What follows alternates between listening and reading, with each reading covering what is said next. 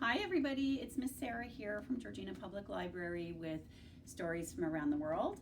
Just want to say thank you to my friend Sophie for filming me today. Thank you, Sophie. I don't know what I would do without her. And today's story comes from the Caribbean, or the Caribbean, depending on how you say it. I love this story because it's a story about a little girl who overcomes her fears and masters the art of carrying water in a container on her head. And the lady who wrote this, Olive Senior, is a multi-award winning writer. And one of the things that she has won was the Isabel Sissons Canadian Children's Story Award. She was born and raised in Jamaica, and I love this story. She has dedicated this story to all the little water carriers of the world, just because in so many parts of the world people aren't lucky enough to have water like we do from a tap. They actually have to go and they have to walk many kilometers to get fresh water, clean water, and hopefully it's clean. It's called Anna Carries Water, and it's by Olive Senior, illustrated by Laura James, and it is published by Tradewinds Press. Anna wanted to carry water on her head more than anything. Her family lived way out in the countryside, and their water did not come from a tap, not like us. You can see them filling water containers that they have from smaller containers they've carried on their heads. Every evening after school, the children went to the spring for water. They walked in a straight line.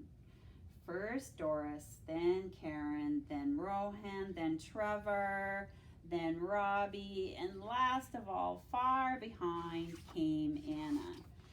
Can you imagine that? Every evening after you come home from school, then you have to walk to get water. When she got to Mr. Johnson's field, Anna ran to catch up. But Anna was afraid of the cows.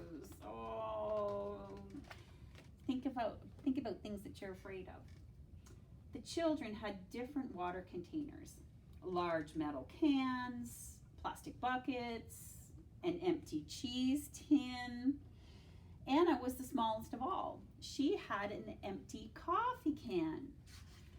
Anna was proud that she could carry water, but one thing she couldn't do, she couldn't carry the water on her head. Just like everybody else. See, they can all carry water on their head and with no hands. But poor Anna can't do that yet. Doris filled her big container first. Look at how big, that's a big pail. She floated a dasheen leaf on top. So you can see that leaf right there. Doris walked with her hands at her sides, right down here, not a drop spilled. Imagine being able to do that, carrying a pail of water full on your head, not touching it and not spilling it. Then Karen filled her bottle. Rohan helped her, not a drop spilled. All the children helped each other. They stood ready to go, all except Anna. There's Anna. She's struggling a little bit. They turned to look at Anna. Anna filled her can with water. Come on, Anna, Doris said. Just hold it with your two hands. No, said Anna. I want to carry it on my head. You're going to get your clothes wet, said Rohan. I won't if I put the leaf in, said Anna. Oh, Anna, they said crossly. So Anna picked up a dasheen leaf. She tore a little piece off. She put it on top of the water so it wouldn't splash, and then she put it on her head. Guess what? Yeah, the can fell off. Anna got wet. She started to cry. Now see what you've done, said Rohan. And that just made Anna cry harder. Don't cry, said Robbie. He filled Anna's can again. Hold it with your two hands, Anna. Don't put it on your head. All right, said Anna. The children walked in a straight line home from the spring across Mr. Johnson's field, and they carried the water to their house. And that's where they're going to fill the water up. Oh, there she is. Oh, poor Anna. Everybody else. Oh, this one's even reading. They're all carrying their water on their heads with no hands. And there's poor Anna. And she has to carry her coffee can full of water in her hands. Poor Anna. Water for cooking and drinking. Water for washing dishes, washing faces, cleaning teeth. All the water they use for those kinds of things they have to carry from the spring across Mr. Johnson's field. Lucky us, we just have to turn on a tap, right? And for washing dirty feet at night before putting them into their clean beds. Water for the animals. They didn't carry water for bathing or washing clothes because everyone bathed and washed their clothes in the river. Doris took Anna inside to change her clothes, and Anna was happy again. But she still wished she could carry water on her head. As soon as you're old enough to learn, you will learn, Doris said. But how? Asked Anna. She's not even sure. It just happened, said Karen, so don't worry. One day, like any other day, the children went to the spring.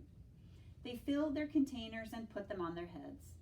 Anna filled her can and held it tightly, and they set off for home.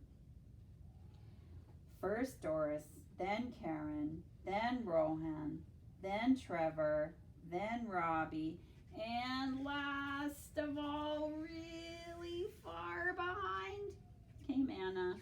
Oh, not happy. Anna was all alone in Mr. Johnson's field. The cows were lying down. They were chewing and chewing. Anna looked at the nearest cow. The cow looked at Anna. Don't forget, she's so afraid of cows. She was so frightened, she didn't think. She just took off. She ran and she ran. Look what's happening. Because she's not thinking about it. She's not nervous. There's her can of water on her head, and her hands are at her side, and she doesn't even know yet. She's not even aware of it. In the meantime, the others had reached home already. Where's Anna? Mama cried. Where's Anna? Said everyone. They all rushed over to Mr. Johnson's field. They couldn't believe what they were seeing. Look at how happy they all are. They're all happy because, you know why. Anna ran straight up to her mother. Oh, did I miss a page? Oh. Her mother hugged her. Oh, her father laughed and grabbed the can of water and drank it. Her mother hugged her. Oh, Anna, you never spilled a drop, she said. We are proud of you, Papa said.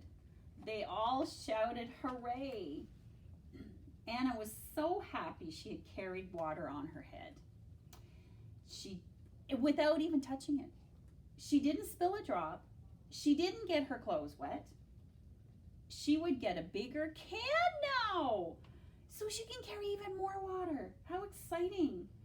Hey, Anna said, what happened to the cows?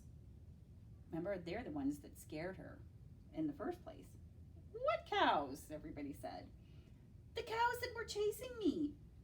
You mean Mr. Johnson's lazy cows? Asked Rohan. And then they all started laughing. Look at the cows, Anna said. Look, they're all pointing. They're all pointing. Anna looked. The cows were lying in the field, chewing and chewing. Not one had moved. She thought that they were chasing her, and they never were. Anna laughed as loudly as the rest.